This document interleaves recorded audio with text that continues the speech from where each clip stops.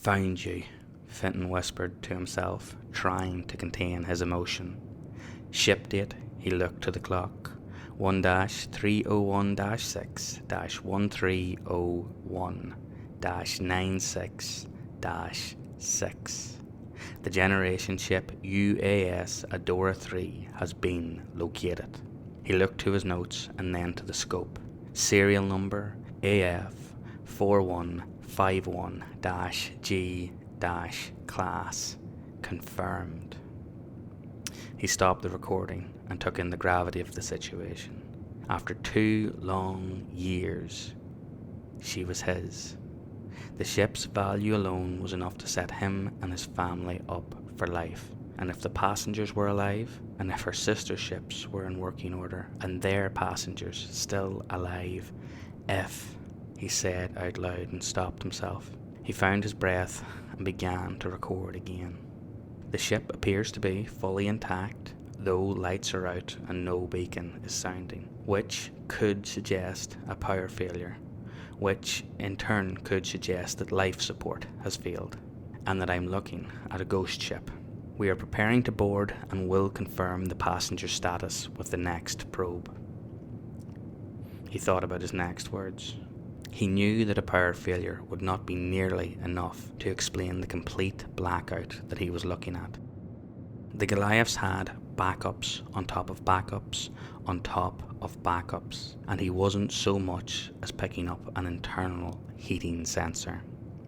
He didn't get into it, wanting to give as much information as needed, and nothing more. Beacons for both sister ships, the UAS Adora 1 and the UAS Adora 2, have been detected.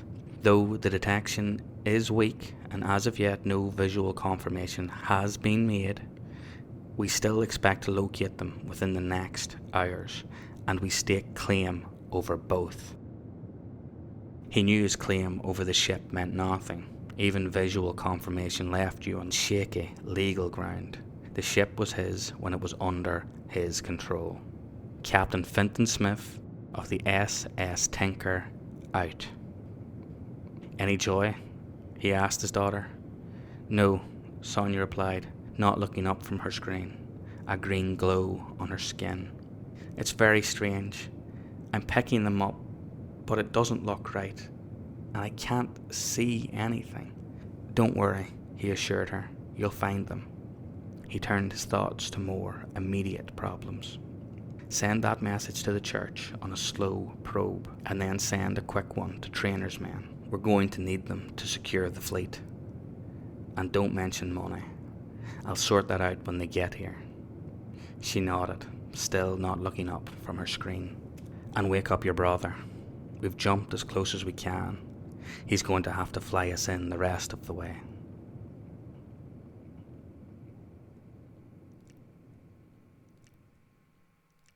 The Goliath class, it has been argued, represented the peak of the generation ship. Their construction began a century after the Great Evacuation started, and so represented over 100 years of mistakes and learning, trial and error in the field of intergalactic shipbuilding. While traditionally referred to as a generation ship in the truest sense, they were not. The idea behind a true generation ship, as foolish as it seems now, was that if it was to take 200 years for a ship to reach its destination, then it would take multiple generations of crew to reach that destination. A man would leave Earth with no expectation of ever setting foot on the next planet. He would live a tough, uncomfortable life, never smelling fresh air or feeling the sun on his skin again, doing so only for the fraction of a chance that his great-great-grandson might breathe alien air, and somehow do this without going mad. Those men exist, but they are 1 in a million. So the idea that you might expect generation after generation of those men was, to say the least, beyond hopeful. The true generation ships were an abject failure. Few made it more than 50 years without some cataclysmic failure, and those that survived long enough to be discovered each contained their own horror story. Human beings, as it seems, were never meant to live in tin cans. Advancements in the evacuation only came after the discovery of true stasis and the huge advancements in its more affordable brother, cryostasis. These new technologies meant that crew members could take a 2 to 3 year shift, go for a long sleep of a decade or so, and then rejoin the crew for another shift. The journey was still tough, but it allowed for hope. Hope that they might live long enough to reach the destination. Connor had docked with the Adora 3 and was in the process of cutting an entry hole. The Tinker was an Antonis class, a vessel that had been specially designed for search and recovery missions. It magnetically locked to the Adora's hull, and from the safety of an extended, decompressed compartment, he worked. Though the Goliaths had been designed to allow external entry from space, it had been found on previous recovery missions that the quickest and cheapest way for a small crew to gain entry was to simply burn their way in to an abandoned maintenance shaft. This particular maintenance shaft was used during the ship's construction and was sealed up and forgotten about. Forgotten until salvagers began picking apart plans for a way to enter, bypassing security programs, airlocks, quarantine stops, and wouldn't require any of the expensive specialist equipment needed for opening the external doors. These were luxury items that were out of the budget of private contractors. The cut only took Connor 30 minutes. The shaft was located at the bottom back of the ship, and so the metal was only lightly reinforced. The job of placing an airtight hatch over the hole would take more time. The hatch would likely only be used once to allow his father to enter, and then be closed after him. They could have left the hole or welded the metal back in place, but years of experience had taught the salvagers, never leave an important structure weaker than you found it, and never leave yourself without an exit. Once he was done, he rejoined his father and sister. "None of it makes any sense," Sonia said, grasping Book 7 of 1,342 of the Goliath's encyclopedia-sized maintenance manuals. "You're worrying too much," he told her. "You're always worrying too much." He knew she was right though. Something was off. The handful of tests he had ran had unnerved him. The vents he had checked were releasing a minuscule amount of clean, breathable oxygen. The radiation detectors picked up a level consistent with what you would expect 3 functioning fusion engines to give off. The cryogenics floors, if their calculations were correct and their equipment accurate, sat at a cool -5 degrees. Everything was as it should be, like the day it was launched, except in total darkness and in total silence. Something did not make sense. "Dragged away by shadows," Connor spoke, muffled behind his half-opened welding helmet. He flipped open the cover and repeated himself. "Dragged away by shadows." That was a Goliath class, wasn't it? While both father and daughter had thought of it, only Connor had the lack of tact to say it. "Yeah," Finton agreed. "That was a Goliath class." "Maybe they are haunted," Connor laughed. "So what's the plan? Am I coming in with you?" "No," his father instructed. "You're going to stay here with your sister and look for the other 2 ships." "Why risk it?" Sonia protested. "The 3 of us can secure this ship, and if you get into any trouble, we can be out here to help you. Even if we lose the other 2 ships, this is more than enough." "No!" he shouted, silencing the teenager. "They're ours." "Sorry," he composed himself. He didn't mean to shout. He never meant to shout. He hated himself for shouting. He'd put all their money into this search, dedicated 2 years of their lives, and now it was nearly over. "You just need to trust me." If we can secure 2 of these ships, that's legacy money. That's great-great-grandchildren not having to work money. She didn't reply. She didn't seem concerned with the work lives of her great-grandchildren. She didn't even look up at him. She was worried and angry and had every right to be. Entering a ship alone was not just a break from protocol. It was a slap in the face of common sense. Carrying out the preliminary checks of a ship was typically an 8-man job. But he wasn't trying to prep it. He was just trying to get to the control room to secure it for himself. She wasn't going to understand. I'm going to suit up. Go get ready.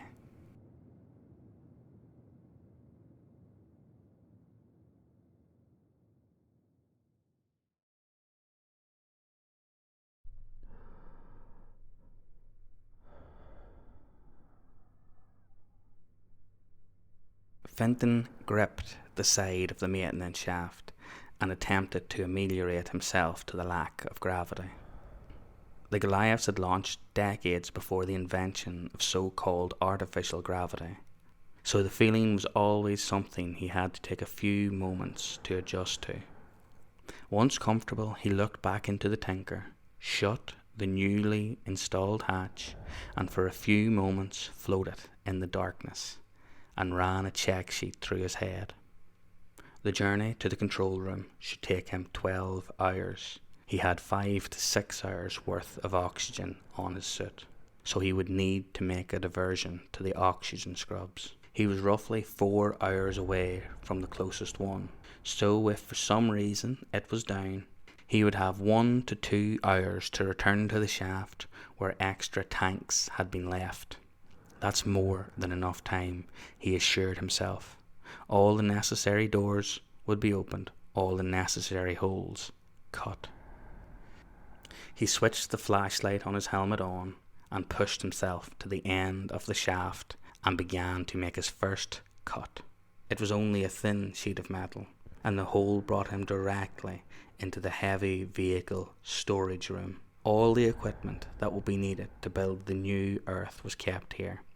Everything from rock screeners to excavators to dump trucks, all stored tightly one on top of another. This area was never designed for people to move through during the flight. He squeezed past equipment, taking care not to get his helmet or oxygen tank caught. Getting stuck on a normal day was embarrassing, but alone it could cost him his life. With great cautiousness, he pushed past digger buckets and dumper tracks, all while praying that nothing had moved in transit. Once at the top, he held himself between the roof of a piece of machinery and the roof of the storage room, found a precise spot, and began to cut. The area behind this cut was filled with an expanding foam. He ripped it out of his way and threw it into the darkness. Once that was done, another cut had to be made. This one would take a while, as he was now cutting into an engineering tunnel used to inspect and maintain the fusion engine. This cut would take extra time and attention, not only because the metal was thicker, but because electrical cables and coolant pipes run along its far side. Radio silence, he said before switching off communications. He could not afford the distraction. While there was a level of immediate danger, grazing the electrical cable would blow the grinder right out of his hand and knock out power to doors that would cost him hours. What weighed most heavily on his mind was the fact that the cable that would sit mere millimeters from his cutting disc powered an entire cryogenics floor. The church was somewhat forgiving when it came to accidents, but a private contractor flying solo, killing hundreds through neglect, he'd be hung. He began to cut, stopping and starting, again stopping and starting, over and over, checking his work constantly, stopping occasionally to change his cutting disc. Stopping, starting, stopping and starting, stopping He'd nicked the PVC cover of the cable. Nothing serious. He'd have to be more careful. There was a knack to this job, applying just enough pressure and not an ounce more. It kept a constant tension on his muscles. His arms burnt and sweat gathered in his suit. The suits, of course, had heating control, but the smaller suits used for getting around confined areas were very limited in this respect.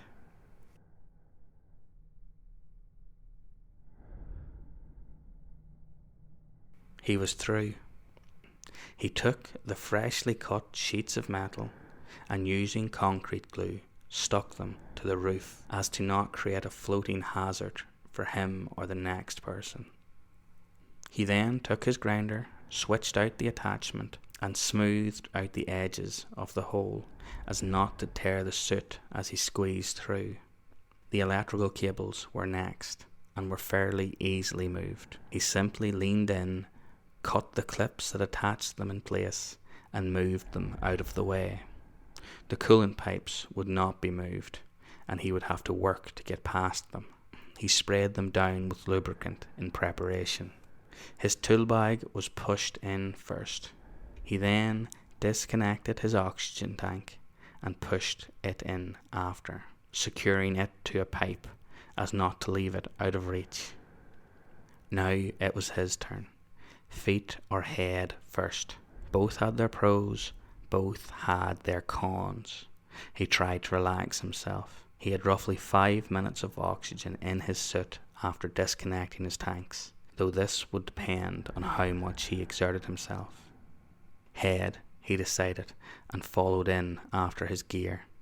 It was tight, tighter than normal. While the Goliaths were in production for over a century, the level of uniformity was beyond impressive, though the millimeters of difference in these cooling pipes had caused many a scrapper a problem. Those few mils could be the difference in getting through and suffocation.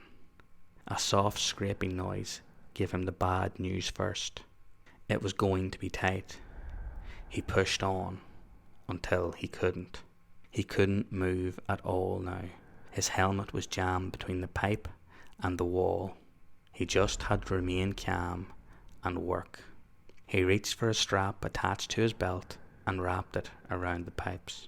He tightened it gently and pulled it away from his helmet and tried to push himself up. Nothing. He was jammed tight. The Goliaths were nicknamed the Forever Ship due to their durability, but 300 years was 300 years. He knew that if he put too much pressure on the pipes, there was a possibility that he would be dealing with a liquid nitrogen leak as well as being stuck. He tried to compose himself. He was 2 minutes in to his possible 5 minutes of air, and because he was jamming up the hole, there was no way to recover his air pack. What a stupid way to die, he said to himself. 2 years of planning and searching, and he would die with his head jammed. A rookie mistake. He watched the clock in his helmet. 2.5 minutes passed. He thought of his children. He reached for the strap again. Keeping a steady pressure on the pipe, he pushed his head towards freedom. Nothing. He grabbed the strap again and slowly and gradually increased the pressure. He was breathing heavier. His muscles were aching.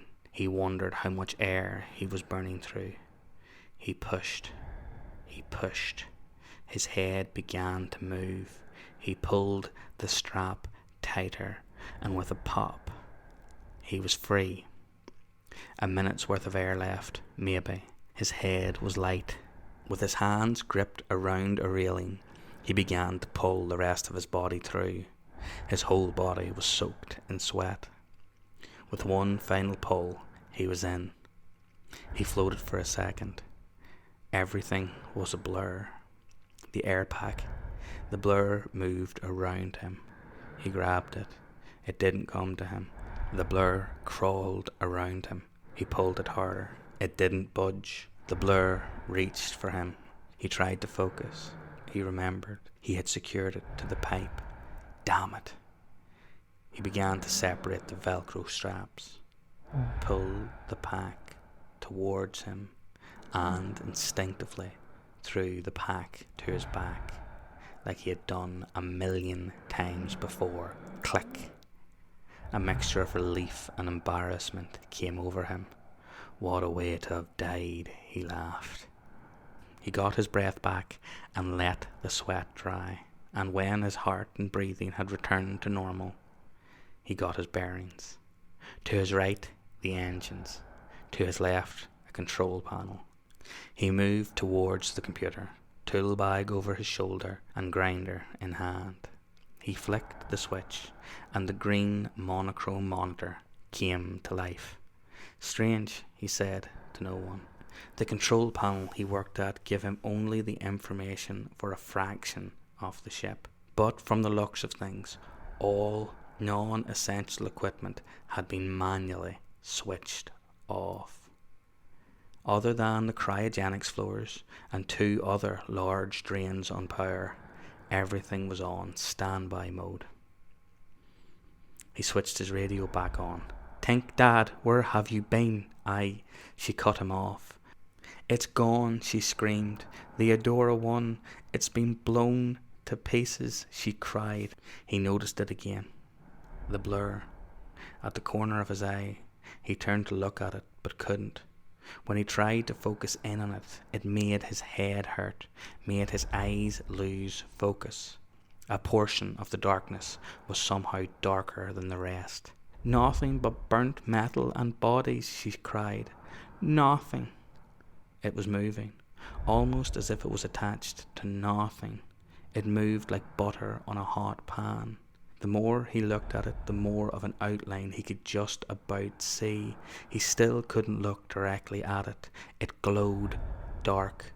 It expanded, and the darkness grew around it. It contracted, and the darkness shrunk with it, almost as if it was breathing. But there was nothing to breathe. "Nothing!" she screamed again. He didn't really hear her, though. "Sonia," he said. "Sonia, there's something in here with me." The darkness lunged at him.